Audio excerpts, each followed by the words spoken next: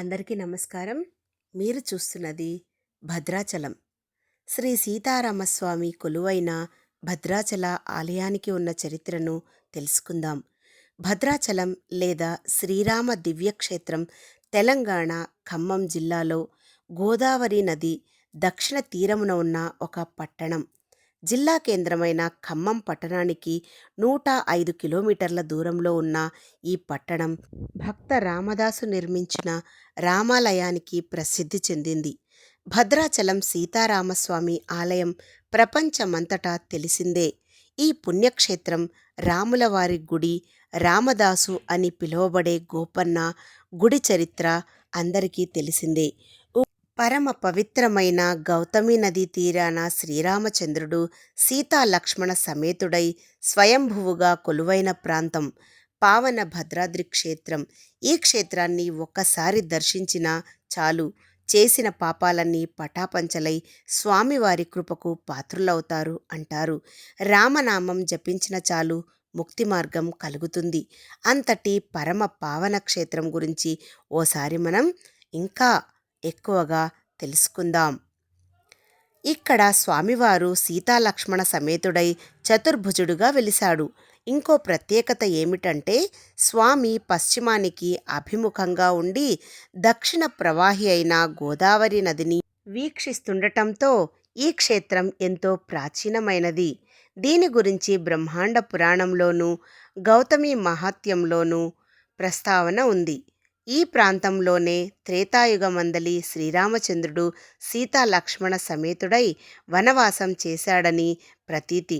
ఒకసారి స్థల పురాణాన్ని మనం చూస్తే శ్రీరాముడు వనవాస సమయంలో ఈ ప్రాంతంలో ఒక బండరాయి మీద సేద తీరాడట.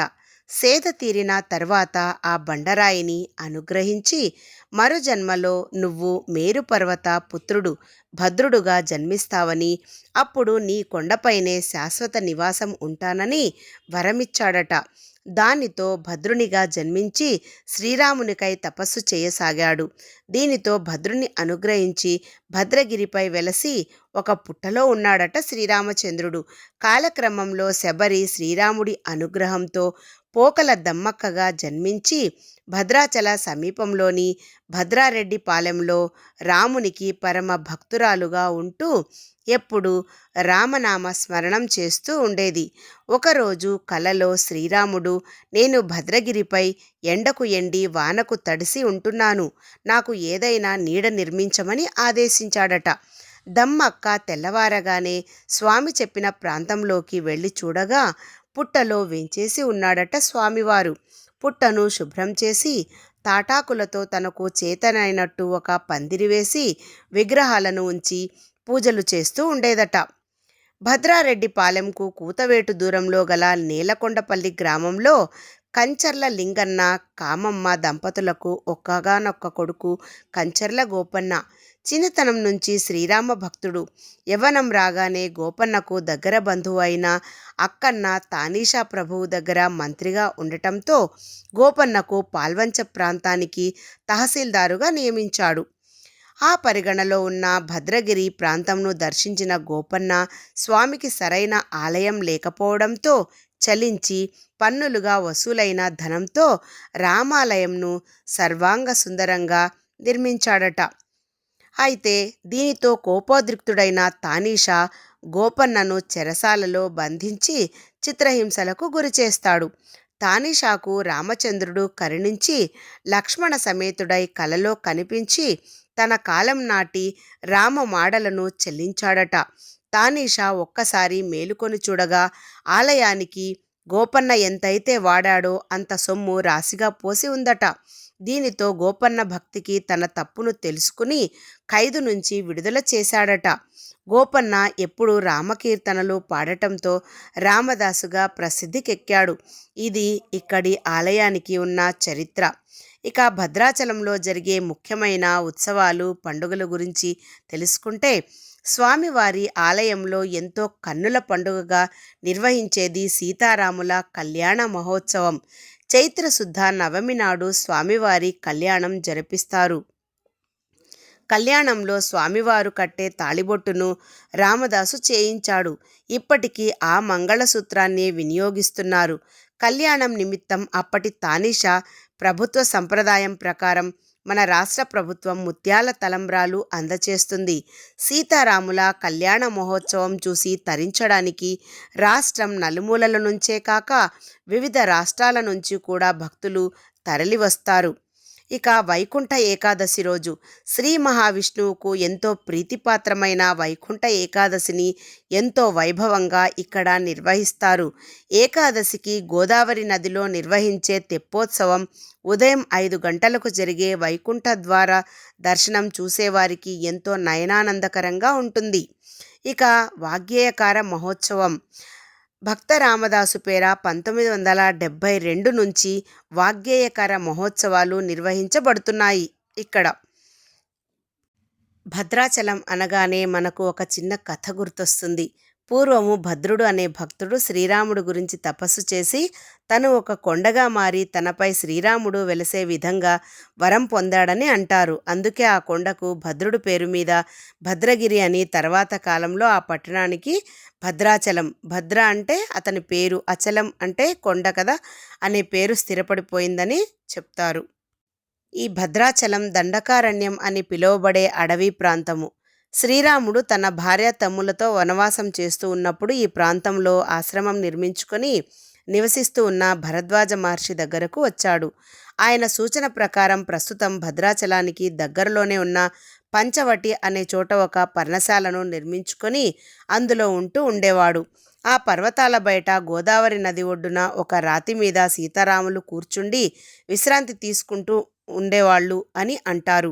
అలా ప్రతిరోజు తమకు సుఖాసనంగా ఉన్న రాతిని చూసి సీతాదేవి ఒకనాడు ఇంతకు ముందు రాతి రూపంలో ఉన్న అహల్యను కరుణించారు కదా, మరి ఈ రాతి మీద కూడా కరుణ చూపించకూడదా అని అడిగిందట. దానికి శ్రీరాముడు ఆ రాయి మరి కొంతకాలానికి తనకు మరింత ప్రీతిపాత్రమయ్యే జన్మ పొందుతుందని చెప్పాడట.